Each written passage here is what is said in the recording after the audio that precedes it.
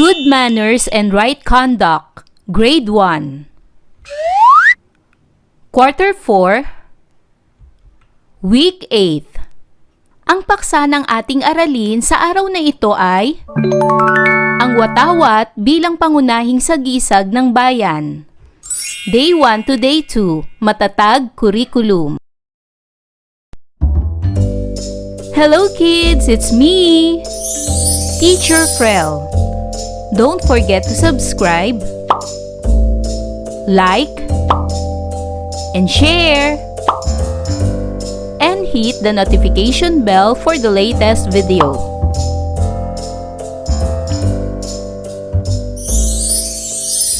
Sa araw na ito, pag-aaralan natin sa asignaturang GMRC ang watawat bilang pangunahing sagisag ng bayan. Day 1. Mga layunin. Una, natutukoy ang kahalagahan ng watawat bilang pangunahing sagisag ng bayan. At pangalawa, na ipahayag na ang watawat bilang pangunahing sagisag ng bayan ay bahagi ng mga pambansang paniniwala. Magandang araw sa inyo mga bata! Kumusta kayong lahat? Sabay-sabay nating bigkasin ang isang tula na may pamagat na watawat. Watawat. Ating watawat ay mainam mong pagmasdan.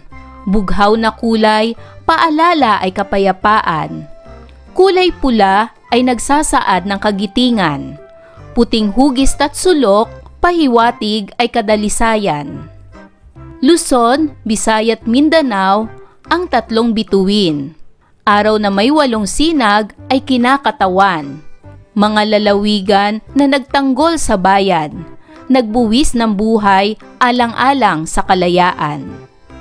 Sa gisag ng ating bayan ay tandaan. Itaguyod ng lahat ayon sa kakayahan. Watawat ay simbolo ng pag-asa at kasarinlan. Isa isip at isa puso, dangal nitong bayan. Naibigan niyo ba ang tula mga bata? Ngayon ay sagutin ang mga tanong na ito. Ano-ano ang mga kulay na nakikita mo sa ating watawat? Tama! Ang mga kulay ng watawat ay bughaw, pula, puti, at dilaw, kung saan ito ay kulay ng araw at mga bituin. Ano ang sinasagisag ng tatlong bituin, sinag ng araw at mga kulay ng ating watawat? Tama! Ang tatlong bituin ay sumasagisag sa tatlong malalaking pulo ng Pilipinas, ang Luzon, Visayas at Mindanao. Ang araw na may 8 sinag ay kinakatawan ang 8 lalawigang nagtanggol sa bayan at nagbuwis ng buhay alang-alang sa kalayaan. Ang bughaw na kulay ay ipinapaalala ang kapayapaan. Ang kulay pula ay nagsasaad ng kagitingan. Ang kulay puti ay ipinapahiwatig ang kadalisayan. Bakit mahalaga ang watawat bilang pangunahing sagisag ng bansa? Mahalaga ang watawat bilang pangunahing sagisag ng bansa sapagkat sumisimbolo ito ng pag-asa at kasarinlan. Ipinapakita nito ang kalayaan at pagmamahal ng mga bayaning nag-alay ng kanilang buhay para sa bayan. Ating basahin ang nasa card. Pagmamahal sa bayan. Ulitin nyo nga mga bata. Sa araw na ito, inaasahang matutukoy ang kahalagahan ng watawat bilang pangunahing sagisag ng bayan. Inaasahan din na maipahahayag na ang watawat bilang pangunahing sagisag ng bayan ay bahagi ng mga pambansang paniniwala. Watawat. Ang watawat ay tumutukoy sa piraso ng tela, karaniwang parihaba na naglalaman ng mga simbolong sumasagisag sa isang bansa o anumang organisasyon. Sagisag. Ang sagisag ay simbolo. Ito ay bagay o anumang kumakatawan ng diwa at kahulugan. Tradisyon. Ang tradisyon ay mga paniniwala, kaugalian, simulain o pamantayan ng asal na inililipat ng isang salinlahi. Salinlahi. Ang salinlahi ay tumutukoy sa henerasyon. Ito ay pangkat ng lahat ng taong isinilang sa isang partikular na saklaw ng panahon. Para sa gawaing ito, puna ng mga letra ang patlang upang mabuo ang salita. Isulat ang inyong sagot sa kwaderno. Para sa unang bilang, anong salita ito? Ano ang mga nawawalang letra? Tama! Ang mga nawawalang letra ay W at T. Ang salitang ito ay watawat. Pangalawa, anong salita ito? Ano ang mga nawawalang letra? Tama!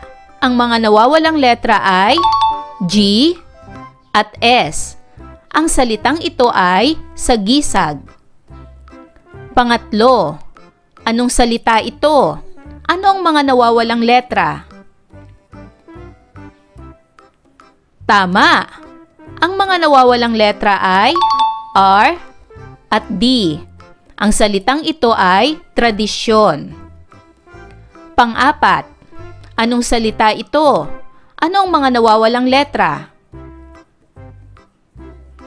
Tama! Ang mga nawawalang letra ay S at L. Ang salitang ito ay salinlahi. Tayo ay magbasa ng isang maikling kwento. Lunes ng umaga, nagkakatipon at maayos na nakapila ang mga mag-aaral upang isagawa ang seremonya ng pagtataas ng watawat ng Pilipinas. Habang itinaas ng mga batang scout ang watawat, kasabay ang pag-awit ng lupang hinirang at lahat ay naglagay ng kanilang kanang kamay sa dibdib. Nang nasa loob na ng silid-aralan sina Ana at John, tinanong ni Ana si John, "Bakit natin ginagalang ang ating watawat?" Sumagot si John, "Ang watawat ay sagisag ng ating bayan. Pinapaalala nito ang mga bayani na nagmahal at nag-alay ng buhay para sa ating kalayaan." Napangiti si Ana at sinabi, "Kaya pala mahalaga na igalang at mahalin natin ito." Mula noon, natutuhan ni Ana na ang watawat ay hindi lamang isang simbolo, kundi isang paalala na mahalin at paglingkuran ang Pilipinas. Ngayon naman ay sagutin ang mga sumusunod na tanong ayon sa kwentong ating nabasa. Para sa unang katanungan, bakit mahalaga ang watawat sa bansa? Tama! Mahalaga ang watawat sa bansa dahil sumasagisag ito sa ating bayan. Pinapaalala nito ang mga bayani na nagmahal at nag-alay ng buhay para sa ating kalayaan. Pangalawang tanong, paano mo iginagalang ang watawat ng Pilipinas?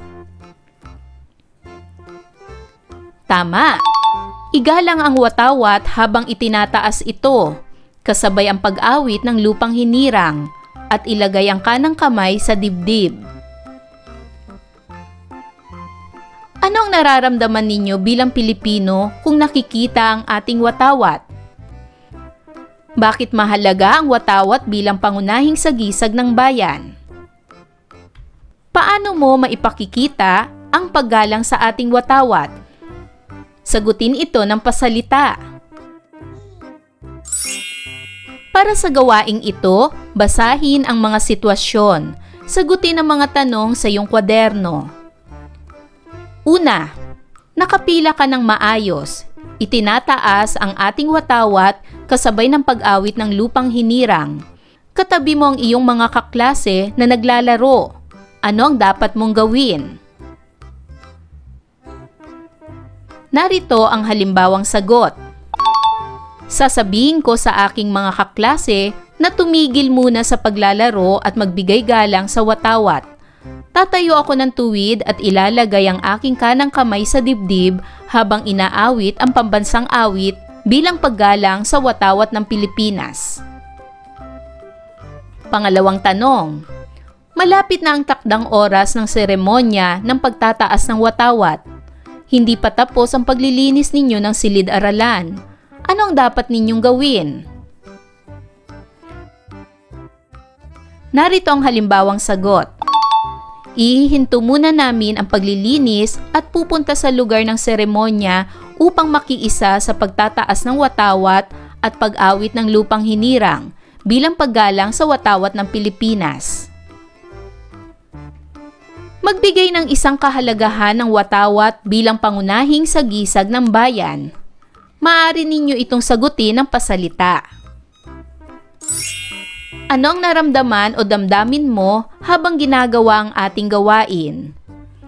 Ano ang natutuhan mo sa ating gawain? Pagmamahal sa bayan. Ang pagiging mapagmahal sa bayan ay ang taos-pusong damdamin at pagpapahalaga natin sa sariling bayan. Basahin ang sumusunod. Una, ang watawat ay pangunahing sagisag ng bayan dahil ito ay nagsisimbolo ng ating pambansang pagkakakilanlan. Pangalawa, ang watawat ay pangunahing sagisag ng bayan dahil ito ay nagsisimbolo ng kalayaan ng bansa. At pangatlo, ang watawat ay pangunahing sagisag ng bayan dahil ito ay nagsisimbolo ng pagkakaisa ng bansa. Para sa gawain bilang isa, isulat sa inyong kwaderno ang check kung ang tinutukoy ay kahalagahan ng watawat bilang pangunahing sagisag ng bayan at X kung hindi. Una, ang watawat ay pangunahing sagisag ng bayan dahil ito ay nagsisimbolo ng ating pambansang pagkakakilanlan. Ito ba ay check o X? Magaling! Ang ipinahahayag ay check. Tama. Pangalawa, ang watawat ay pangunahing sagisag ng bayan dahil ito ay nagsisimbolo ng pagkakaisa ng bansa. Ito ba ay check o X? Tama, ito ay check. Pangatlo, ang watawat ay pangunahing sagisag ng bayan dahil ito ay nagsisimbolo ng kalayaan ng bansa. Ito ba ay check o X? Magaling! Ito ay check. Tama. Pang-apat, ang watawat ay pangunahing sagisag ng bayan dahil ito ay nagsisimbolo ng mga banyaga sa Pilipinas. Ito ba ay check o X? Magaling! Ito ay X. Mali. At panglima, ang watawat ay pangunahing sagisag ng bayan dahil ito ay nagsimbolo ng kaguluhan. Ito ba ay check o X? Magaling! Ito ay X. Mali. Para sa karagdagang gawain, gawin ito ng pasalita. Ipahahayag sa klase na ang watawat ay pangunahing sagisag ng bayan ay bahagi ng mga pambansang paniniwala. Ulitin, ang ating watawat ay pangunahing sagisag ng bayan ay bahagi ng mga pambansang paniniwala. Day 2. Mga layunin. Una, na ipahahayag ang kahalagahan ng watawat bilang pangunahing sagisag ng bayan. At natutukoy na ang watawat bilang pangunahing sagisag ng bayan ay bahagi ng mga pambansang tradisyon. Magandang araw sa inyo mga bata! Kumusta kayong lahat? Bago tayo mag-umpisa sa ating aralin, tayo ay umawit. Awitin natin ang Bahay Kubo. Bahay kubo, kahit munti, ang halaman doon ay sari-sari, singkamas at talong, sigarilyas at mani, sitaw, bataw, patani, kundol, patola, upot, kalabasa, at saka meron pang labanos, mustasa, sibuyas, kamatis, bawang at luya. Sa paligid-ligid ay maraming linga. Bahay kubo, kahit munti, ang halaman doon ay sari-sari, singkamas at talong, sigarilyas at mani, sitaw, bataw, patani, kundol, patola, upot, kalabasa, at saka meron pang labanos, mustasa, sibuyas, kamatis, bawang at luya. Sa paligid-ligid ay maraming linga. Naibigan niyo ba ang awit, mga bata? Natatandaan ba ninyo ang ating aralin kahapon? Tama! Ang ating aralin kahapon ay tungkol sa pagpapahalaga sa ating pambansang sagisag, ang watawat ng Pilipinas. Bakit mahalaga ang watawat sa isang bansa? Bago natin ipagpatuloy ang ating aralin, ay alamin natin ang ating pamantayan upang matuto. Umupo ng maayos. Iwasan na makipag-usap sa katabi. Makinig ng mabuti sa guro. Kung may nais sabihin ay itaas ang kanang kamay. Handa na ba kayo? Masdan ang mga sumusunod na larawan. Ito ay watawat ng Pilipinas. Ito naman ang awit na Lupang Hinirang. Ito naman ay Bahay Kubo. Ito ay Bulaklak na Sampagita. At ito naman ay si Dr. Jose Rizal. Ang mga larawan ay mga sagisag ng ating bayan. Ang watawat ang pangunahing sagisag ng ating bayan. Ang Lupang Hinirang ay ang ating pambansang awit. Ang Bahay Kubo ay ang ating pambansang bahay. Ang Sampagita ay ang ating pambansang bulaklak. At si Dr. Jose Rizal ay ang ating pambansang bayani. Ngayon naman ay sagutin ang mga sumusunod na tanong. Ano-ano ang mga iba't ibang sagisag ng ating bansa? Tama! Ang mga pambansang sagisag ng ating bansa ay ang watawat ng Pilipinas, pambansang awit na Lupang Hinirang, ang pambansang tahanan na Bahay Kubo, ang pambansang bulaklak na Sampagita, at ang ating pambansang bayani na si Dr. Jose Rizal. Ano ang pangunahing sagisag ng ating bansa? Tama! Ang pangunahing sagisag ng ating bansa ay ang watawat. Paano mo ginagalang ang pangunahing pambansang sagisag ng ating bansa? Magaling! Sa pamamagitan ng paghinto sa anumang ginagawa habang itinataas ang watawat, kasabay ang pag-awit ng Lupang Hinirang at paglagay ng kanang kamay sa dibdib. Basahin natin ang nasa card. Pagmamahal sa bayan. Sa araw na ito, inaasahang maipahayag ang kahalagahan ng watawat bilang pangunahing sagisag ng bayan. Inaasahan din na matutukoy na ang watawat bilang pangunahing sagisag ng bayan ay bahagi ng mga pambansang tradisyon. Makinig na mabuti sa aking maikling pagbabahagi tungkol sa mga pambansang tradisyon, kung saan ang ating watawat ay mahalagang nakikita.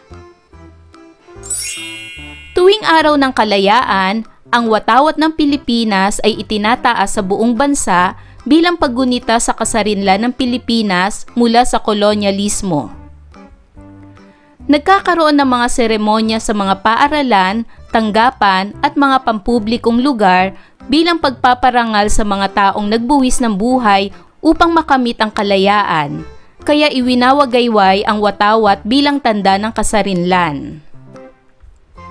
Tanong: ano ang ipinagdiriwang tuwing Hunyo 12?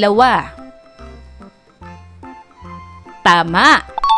Ipinagdiriwang natin ang Araw ng Kalayaan ng Pilipinas bilang paggunita sa kasarinlan ng Pilipinas mula sa kolonyalismo.